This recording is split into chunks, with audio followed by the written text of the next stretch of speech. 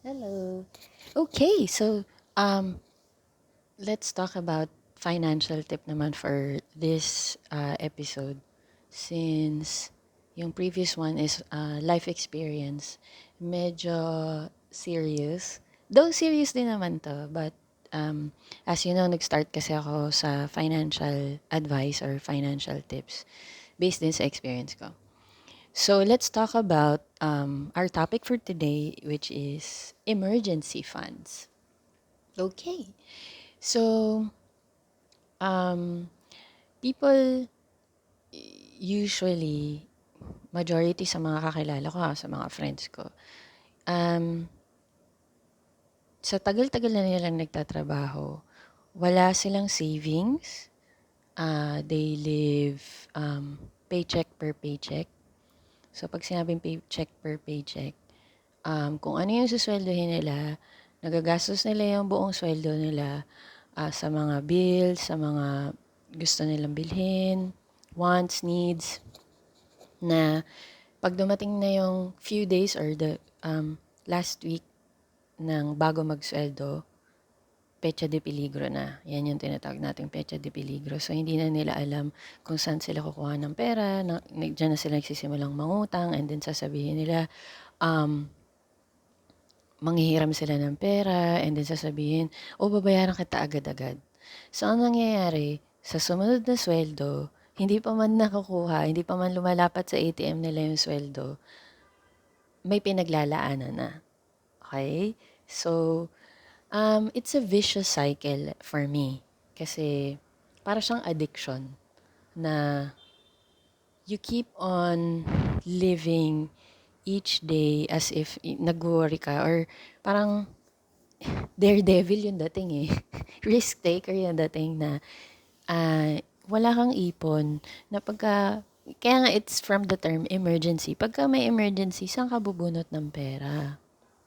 I've, I've always, ito palagi yung sinasabi ko sa mga kaibigan ko na, yun, syempre may nanghihiram sa akin. Medyo ngayon hindi na ako nagpapahiram because um, nagiging ano rin ako instrument or parang enabler ako sa kanila. So, enabler meaning, ini-enable ko silang manghiram ng manghiram or masanay na sa idea na may nahihiraman sila. So, that's why, pagka may lumalapit sa akin ngayon at may nanghihiram, ang first na sagot ko palagi is no. Because, hindi naman sa ayaw kong tumulong, but gusto ko silang matuto. Nagpapahiram naman ako, pero kung ano lang yung kaya ko. It's not a lot because I want the person also to help himself or help herself. And how do I do that? By saying no to them. Para hindi yung kampante sila sa thought na, nandiyan naman si Tisha makakahiram ako kay Tisha just because we're close. Right? So, wag po tayong masanay and I hope hindi po sasama yung loob ninyo pag tinatanggihan kayo or tatanggihan ko kayo pag lumapit kayo sa akin. It's just my way of teaching you also to help yourself. Okay? So, I mentioned about emergency. Emergency situations, that includes health. So like for example, ngayon, pandemic, di ba? Pagka nagkaroon ka ng COVID, syempre, kung wala kang ipon, paano na? Paano ka magpapa-rapid test? Paano ka magpapa-swab test? Based sa listahan ng swab test, ang nakita kong presyuhan is from 4K. 4K, which is the cheapest, and then up to 8 to 10K. And pipila ka pa, I mean, magpapaschedule ka pa. So, kung wala kang naitabing pera, paano na lang, 'di ba? Or let's say, kailangan may paayos sa bahay, nag-uulan na, nasira yung alulod o yung yero ng bubong ninyo. So, namang matulog kayo na tumutulo o pumapasok yung tubig ulan sa bahay ninyo. 'Di ba? It's difficult. So, kung wala kayong ipon, paano yung mga home improvements ninyo, yung mga emergency situation na katulad ng binanggit ko? Or kunwari, um, kailangan nyo ng lumipat ng bahay, say pinapaalis na kayo ng landlord ninyo, syempre pag lilipat ka ng bahay, kailangan mo ng ano, 'di ba? Ng security deposit, and then yung monthly advance. Hindi naman yun agad-agad tsaka hindi maliit na pera yun. Hindi yun agad-agad na ilalabas at hindi maliit na pera yun. So that's why it pays to have savings or an emergency fund. Now, what is an emergency fund? Emergency fund is um, it's an amount that you keep or you save that is worth six times of your monthly expenses. So, your monthly expenses should include lahat ng pangangailangan mo, yung basic needs mo, food, electricity, your bills, yung mga mortgage mo na binabayaran, um, and then, yun, lahat ng needs mo. So, you need to also identify ano ba yung difference or what are your needs versus your wants. Kasi minsan napaglilito ng mga tao yun eh. Akala nila need yun pero hindi naman pala. Want lang siya. What do I mean? So for example, uh, every weekend, lalabas, kakain sa labas, and then manonood ng sine. They feel na this is part of their needs. I get it, especially kung pagod ka sa pagtatrabaho, you want to pay yourself or you want to enjoy also yung pinaghirapan mo. But you know what? There's the term that we call delayed gratification. Yeah, delayed gratification, that's the term. What does it mean? Delayed gratification is magtiis ka na muna. Okay? Delay yung pag-e-enjoy. I-delay mo muna yung time na pwede mo sanang gastusan yung sarili mo, pwede mong bilhin yung cellphone na maganda, pwede kang manood ng sine every week, pwede kang kumain sa labas every week.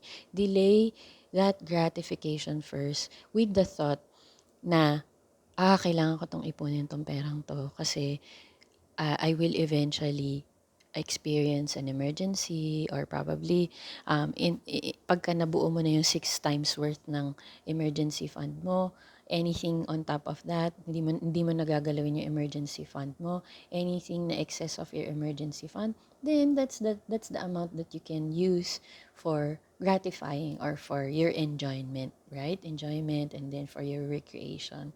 Manood ka na manood ng sine ng gusto mo, kumain ka sa labas uh, as often as you want.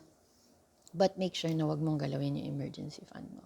So, you will understand this pag dumating ka na sa situation na magkaroon ka ng emergency and you don't want that na nasa huli yung pagsisisi mo na kung kailan nandiyan yung emergency, wala ka namang mabubunot na pera, 'di ba?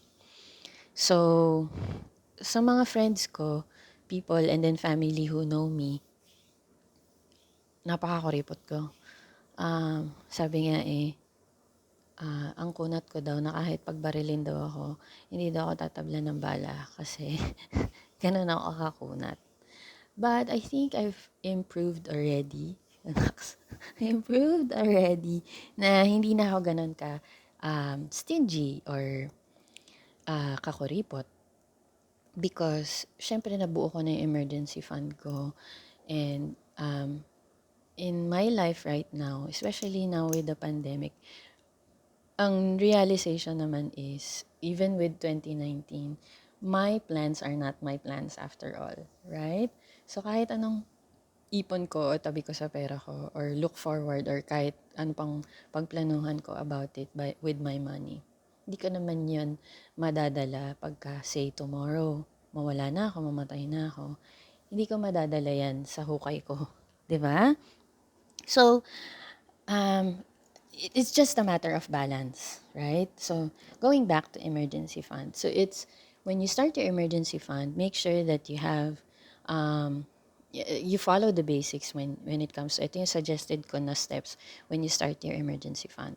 Number one, choose a place where you can put or safe keep your funds, your emergency funds. So it can be a bank, or pwede sa bahay ninyo, that way you're liquid, but you need to make sure na it's secure when it's at home. Para kunwari may pumasok na magnanakaw, naka-safe siya under lock and key, hindi siya basta-basta mananakaw sa inyo. Or if it's in a bank, make sure that you don't meet the threshold also. Kasi meron, I think, yung insurable na amount lang sa bank is up to, 500K or 350K. So, pagka na-meet mo yun, make sure na ilipat mo yung ibang pera mo sa iba pang bank account mo. Para ang insured sa'yo, mai-insure ka na pagka nagka-bank run, maibabalik sa'yo yung amount na nasa bangko. Kasi anything on top of or excess of 350 or say 500K, yung insurable amount, hindi na yun maibabalik sa'yo. Okay, so anyway.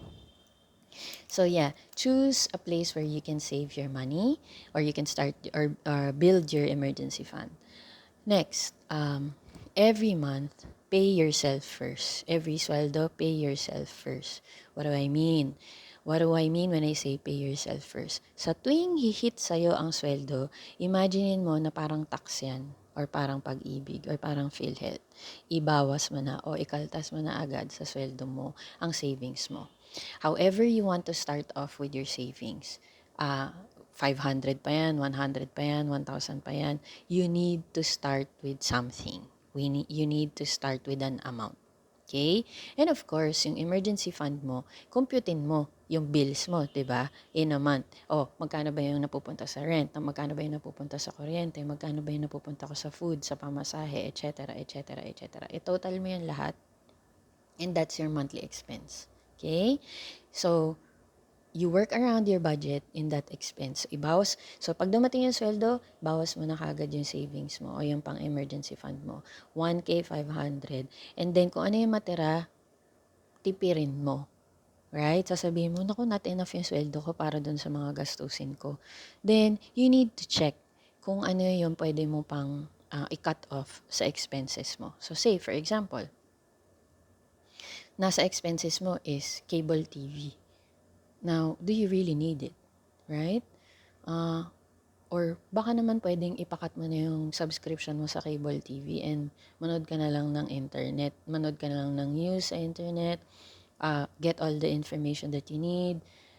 It's so accessible. Everything's so accessible right now in the internet. And you don't need, for me, I don't need a cable subscription.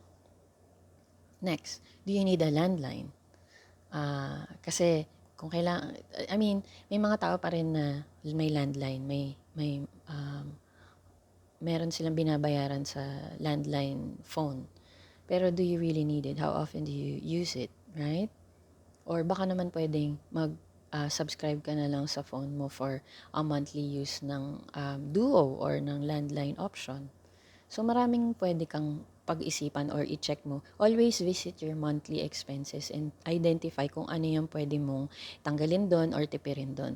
Tandaan ninyo, pag maiksi ang kumot, matutong mamuloktot. Okay? Tiis-tiis muna hanggang sa mabuo nyo yung 6 months worth nyo na emergency fund.